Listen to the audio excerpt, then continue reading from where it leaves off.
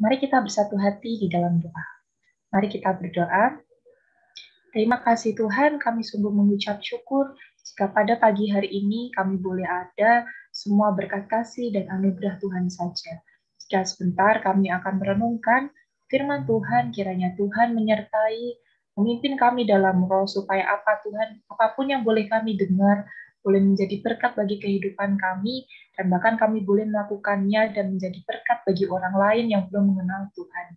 Terima kasih, kami serahkan doa ini di dalam nama Tuhan Yesus Kristus, kami sudah berdoa mengucap syukur.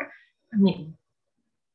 Pada pagi hari ini, mari sama-sama kita membaca firman Tuhan di Galatia 5 ayat yang ke-13.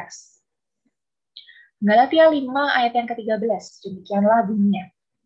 Saudara-saudara, memang kamu telah dipanggil untuk merdeka. Tetapi janganlah kamu mempergunakan kemerdekaan itu sebagai kesempatan untuk kehidupan dalam dosa, melainkan layanilah seorang akan yang lain oleh kasih. Nah, pada hari ini kita akan merenungkan tentang arti kemerdekaan atau kebebasan yang sebenarnya. Nah, seringkali mendengar kata kebebasan, gitu ya, mendengar kata kemerdekaan biasanya identik dengan anak muda, gitu. Karena anak muda biasanya jiwanya tuh masih semangat, masih nggak mau, masih nggak suka biasanya dikekang dengan aturan-aturan tertentu. Wah, pengennya sih bebas ya, karena biasanya tanpa kebebasan tuh kayaknya nggak seru deh. Ngapain sih dibatas-batasin gitu ya? Tapi apakah teman-teman tahu bahwa kebebasan tanpa batasan itu bukan kebebasan sama sekali, tapi bisa disebut dengan bencana gitu. Bahkan bukan ini yang dimaksud ketika kita dimerdekakan atau kita dibebaskan dari dosa. Nah, seringkali banyak dari anak Tuhan salah mengartikan bahwa ketika kita dibebaskan dari dosa, berarti kita bisa bebas untuk berbuat dosa. Nah, tentunya bukan seperti ini yang dimaksud ya.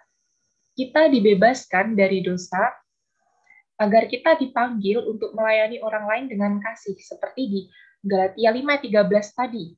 Layanilah seseorang akan yang lain oleh kasih, gitu ya. Nah, bagaimana kita bisa melayani orang lain dengan kasih gitu, dengan kebebasan yang Tuhan berikan, pastinya dengan kebebasan yang bertanggung jawab gitu. Ketika kita diberikan kebebasan, kita bisa bebas berekspresi, seringkali banyak anak muda yang salah menggunakan kebebasan ini gitu ya. Baik kebebasan yang berasal dari Allah maupun kebebasan mungkin yang diberikan kepada orang tua gitu. Ketika misal kita diberi kesempatan untuk punya teman banyak, untuk bisa bersosialisasi dengan banyak orang.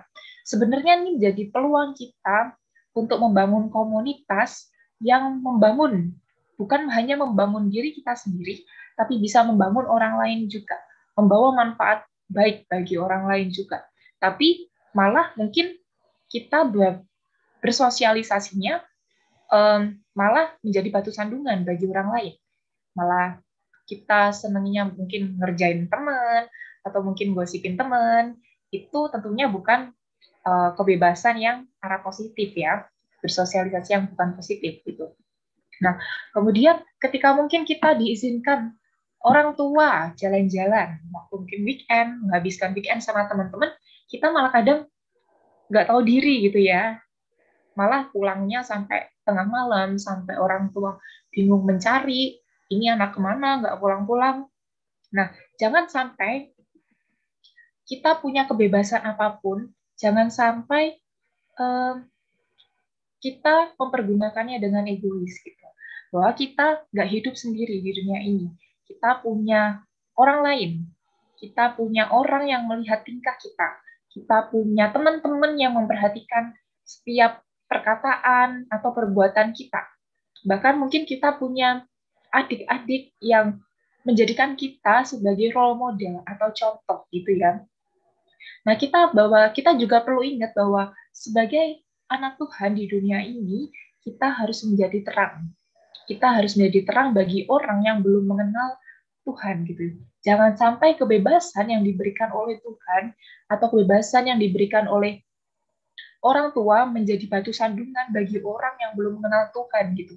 Bagaimana kita bisa bersaksi tentang Kristus, sedangkan diri kita sendiri nggak mewujudkan, nggak menampilkan bagaimana sih kasih Kristus itu, atau bagaimana sih Kristus itu, seperti yang seperti yang firman Tuhan nasihatkan, seperti yang Paulus sampaikan di 1 Korintus 8 ayat 9, tetapi jagalah supaya kebebasanmu ini jangan menjadi batu sandungan bagi yang lemah.